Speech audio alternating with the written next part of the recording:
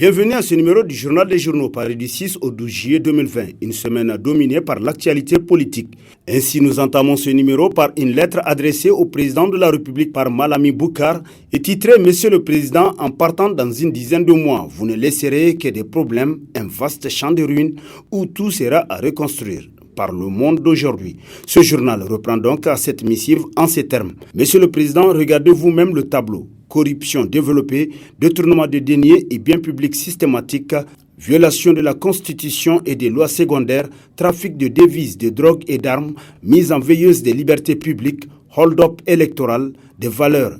Épreuve dure pour l'unité nationale et la cohésion sociale, justice à double vitesse, démocratie dévouée, refus d'obtempérer à décision de justice, insécurité alimentaire persistante, pénurie d'eau et d'électricité, etc. Peut-on être fier d'un tel bilan à la tête de l'État? En partant dans une dizaine de mois, vous ne laisserez que des problèmes, un vaste champ de ruines où tout sera à reconstruire. Ne vous y trompez pas, vos compatriotes en sont pleinement conscients d'après l'auteur de la lettre qui poursuit. Monsieur le Président, soyez sûr d'une chose, si vous ne débloquez pas la situation, quelqu'un d'autre le fera à votre place. Faites en sorte d'être celui qui débloque, pas celui qui bloque, tel que rapporté par Le Monde d'aujourd'hui. Rejet d'enquête parlementaire sur le pétrole, les députés sont-ils encore des élus du peuple? S'interroge dans ses colonnes l'hebdomadaire satirique Le Canard en furie, qui dit se rappeler qu'ils, parlant des députés, ont refusé de discuter de la levée des immunités d'un député suspecté de trafic de drogue. Pourtant, ils ont fait allègrement passer comme lettre à la poste des lois sur la cybercriminalité et les écoutes téléphoniques. Il faut tout de même dire que la création d'une commission d'enquête parlementaire dans un domaine aussi vital que le pétrole constituerait pour le pouvoir de Niamey après les dégâts de l'audit des fonds de l'armée, ainsi de suite. Ce que dévoilera une enquête sur la gestion du pétrole fera 100 fois plus de dégâts que les marchés d'armes, d'après le satirique pour qui le parti au pouvoir ne s'autorisera pas encore de faire perdre des plumes à un de ses piliers, Pierre Foumakoye Gado. Le pétrole aurait été l'une des raisons du séisme qui a emporté le puissant ministre des Finances et secrétaire général du parti au pouvoir, Hassoumi Massaoudou. Il s'était mis tête de marquer le pétrole pour mettre fin au reversement, nous apprend le journal qui poursuit. Une commission d'enquête révélera des anomalies qui amèneront la fermeture de 80% des stations d'essence au Niger, sécurisant ainsi le pétrole nigérien et diminuant drastiquement le blanchiment, ce qui n'est possible de sitôt au Niger, conclut Le Canard en furie. Affaire Bédir, État du Niger, la Cour de justice de la CEDEAO a condamné la République du Niger à payer plus de 5 milliards de francs CFA à titre de dommages et intérêts spéciaux à Bédir pour violation de ses droits et propriétés. Titre dans la rubrique Focus l'échiquier de sa parution en date du 6 juillet, le quotidien privé L'Enquêteur, qui nous apprend que la Cour de la justice de la CEDEAO a condamné la République du Niger à payer 5 780 millions à titre de dommages et intérêts spéciaux à une entreprise pour le retrait de sa licence d'administration de 5 écoles qu'elle a construites dans le pays et le transfert des écoles à un tiers étranger qui ont ensuite été renommées sans notification ni versement d'une indemnité. Rendu le mercredi 1er juillet 2020 dans l'affaire déposée par la société Bédir SARL contre le gouvernement du Niger, le juge président, le juge Doup Atoki, a également condamné le gouvernement à payer 517 577 500 francs à l'entreprise pour le mobilier des écoles. Cependant, la Cour a rejeté toutes les autres réparations demandées par le demandeur, nous apprend davantage l'enquêteur. Remise d'un don de véhicule à la CENI, Diana Ofwana, la représentante résidente du PNUD au Niger, habillée en rose pour la circonstance, titre dans sa rubrique Nation, l'hebdomadaire Le Courrier, qui se demande, veut-elle par ce message vestimentaire clair et limpide assumer elle aussi un parti pris dans le jeu politique nigérien? Quoi qu'il en soit, sa tenue a fait scandale. Pourrait-il s'agir d'un simple hasard ou d'une provocation de la part de cette diplomate qui n'est pas à sa première de convenue, au nom de cette intrusion dans un champ politique auquel elle doit strictement demeurer étrangère, Diana Ofwana, parce qu'elle attise le feu par son parti pris, doit être éconduite selon l'hebdomadaire pour qui elle ne fait ni honneur aux diplomates, ni honneur à l'ONU qu'elle prétend servir. Sous le coup de la première bavure en octobre 2019, on avait cru qu'elle tirerait une leçon utile de ses turpitudes. Que nenni! Elle est plus que jamais déterminée à afficher son parti pris politique. Et comme dans un match de football, le PNDS est manifestement assuré d'avoir le 12e homme qu'est l'arbitre, conclut le courrier. Élection locale, un report qui fait grincer des dents et interroge. S'exclame l'hebdomadaire Le Nouveau Républicain, qui nous apprend qu'initialement censé se tenir au 1er novembre 2020, au terme du premier chronogramme établi par la CENI, les élections municipales viennent de faire l'objet d'un nouveau report.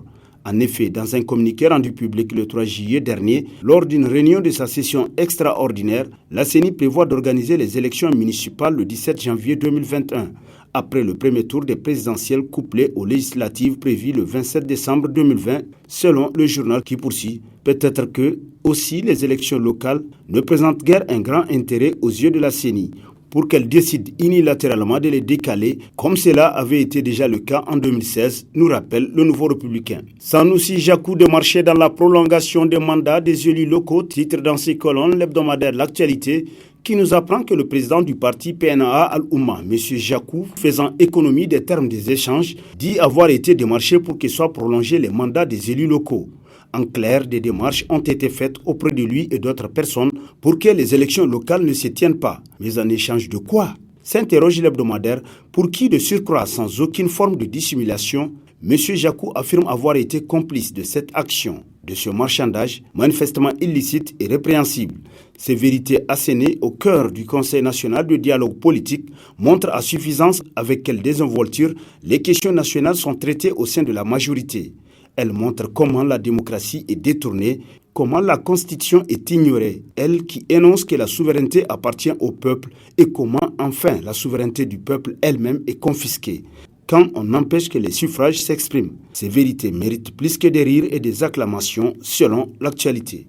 Activité du PNDS Taraya titre dans sa rubrique Écho l'hebdomadaire Le Républicain, d'après qui le président du PNDS Taraya et le secrétaire général du parti, le ministre d'État Massaoudou Hassoumi, se sont transportés à Tchota pour une visite de courtoisie et de fraternité au cheikh Moussa Aboubakar Hassoumi. Cette visite fraternelle des leaders du PNDS s'inscrit dans la tradition du parti rose à être toujours présent sur le terrain, d'après le journal qui rappelle que le président du PNDS, candidat aux élections présidentielles de 2021, entreprendra une tournée du 10 au 12 juillet dans les départements de Boboy et Falmaï en compagnie du secrétaire général du PNDS, le camarade Hassoumi, de plusieurs membres du comité exécutif national, des hommes d'affaires et de plusieurs cadres de la région, conclut le Républicain.